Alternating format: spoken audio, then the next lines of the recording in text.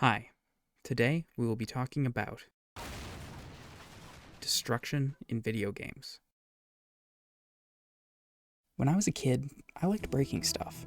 It was satisfying, fun, and possibly damaging for my developing mind. And I also loved having that same potential to destroy in games. I'm sure my parents preferred this too, rather than me becoming an arsonist or vandal. But every game I played couldn't match up to real life. You would see the occasional large-scale scripted destruction or cutscene like the Megaton bomb in Fallout 3. But that never felt as satisfying. Small, destructible objects strewn sparingly through the levels was all I thought was possible in games. That was until I played Red Faction Guerrilla on my PS3. The Red Faction series was always known for its destructible environments, but with Guerrilla, they stepped it up.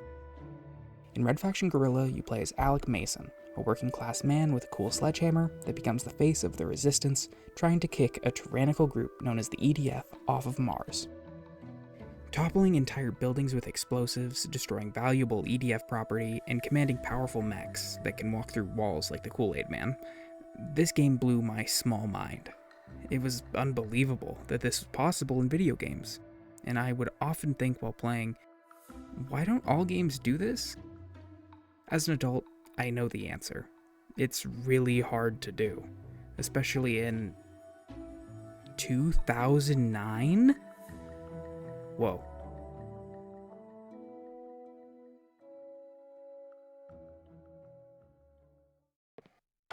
Many have said that Guerrilla was far ahead of its time, but recently I've been wondering how far ahead it really was. And so I want to compare it to something more modern. Teardown is a 2022 voxel-based sandbox puzzle game where you do missions to heist or destroy things using destructive tools. The levels are full of different vehicles and machinery, and the puzzles in this sandbox puzzle game are all about destroying things carefully and methodically to make your own paths and solutions.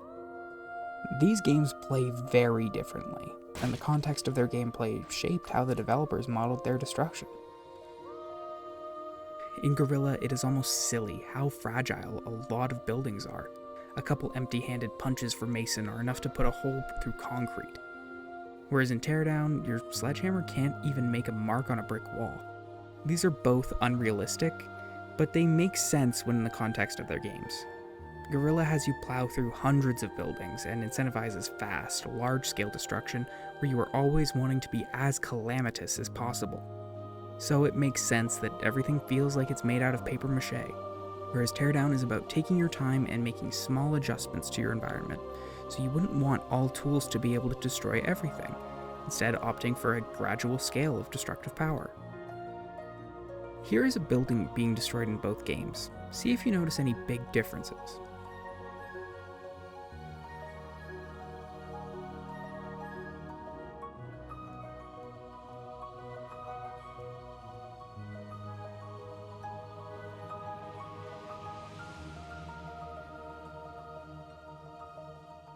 Did you spot it?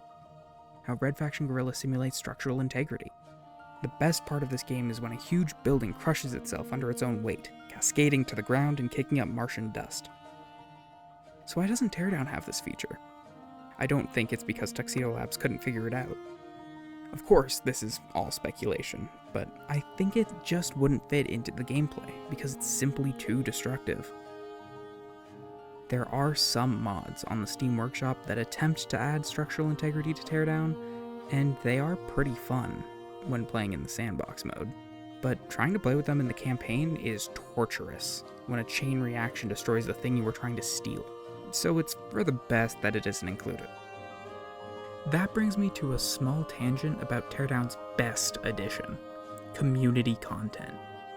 Tons of maps, tools, and props to use in both the sandbox mode and campaign. I just love seeing a good, wholesome community that shares a love of their game and makes new content to lengthen its life. Yup, nothing but good old creativity here. So, if both of these games were able to make destruction fun and satisfying, why aren't more games doing it?